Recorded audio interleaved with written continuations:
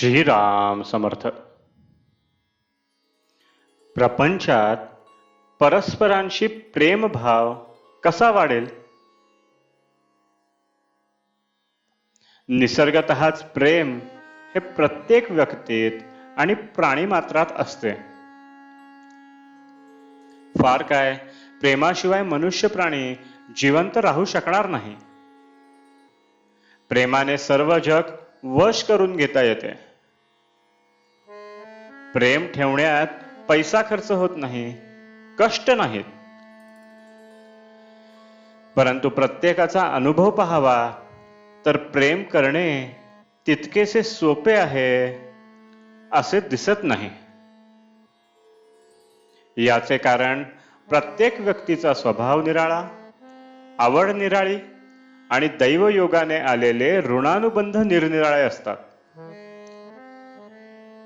आपल्या विचाराचे लोक असतील त्यांच्यावर स्वाभाविकच प्रेम जडते. विरुद्ध असतील त्यांच्याबद्दल प्रेम वाटत नाही, किंबहुना द्वेषही उत्पन्न होतो. द्वेष उत्पन्न का होतो तर आपला आणि दुसऱ्याचा विचार आणि आवड जमत नाही म्हणून. परंतु थोडा विचार केला तर असे दिसते की आपण ज्या कारणामुळे दुसऱ्याचा द्वेष करतो तेच कारण दुसऱ्याने आपला द्वेष करायला पुरेसे होते.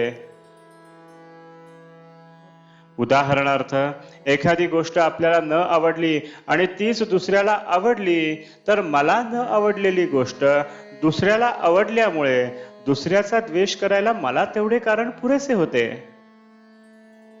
मग त्याच न्यायाने त्याला न आवडलेली गोष्ट मला आवडते हेच कारण त्याने माझा द्वेष करायला पुरेसे नाही का?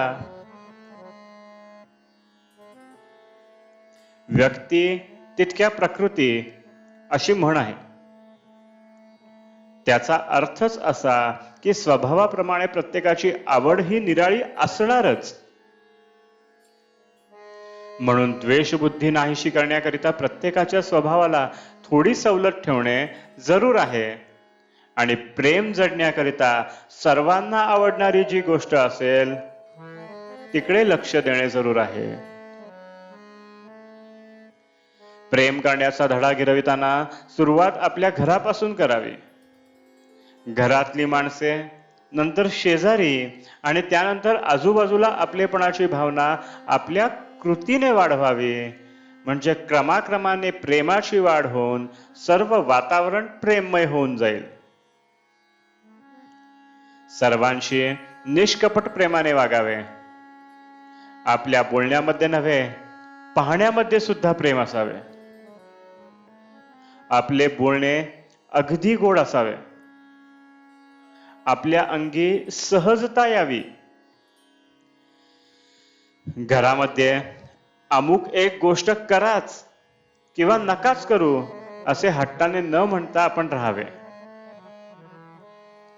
जसे घडेल तसे घडू द्यावे.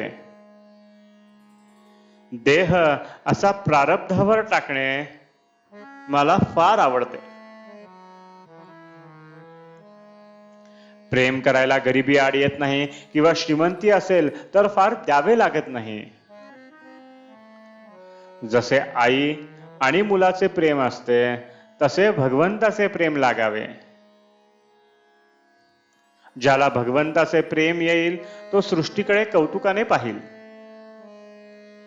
भगवंताचे प्रेम हे कोणत्याही साधनाचा प्राण आहे. ते मागण्यासाठी रोज भगवंताची प्रार्थना करावी आणि त्याच्या अनुसंधानात राहण्याचा प्रयत्न ठेवावा.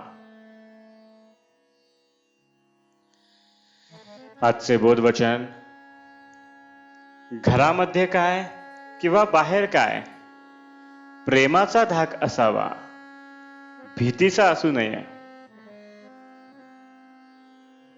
जानकी जीवन स्मरण. जय जय राम.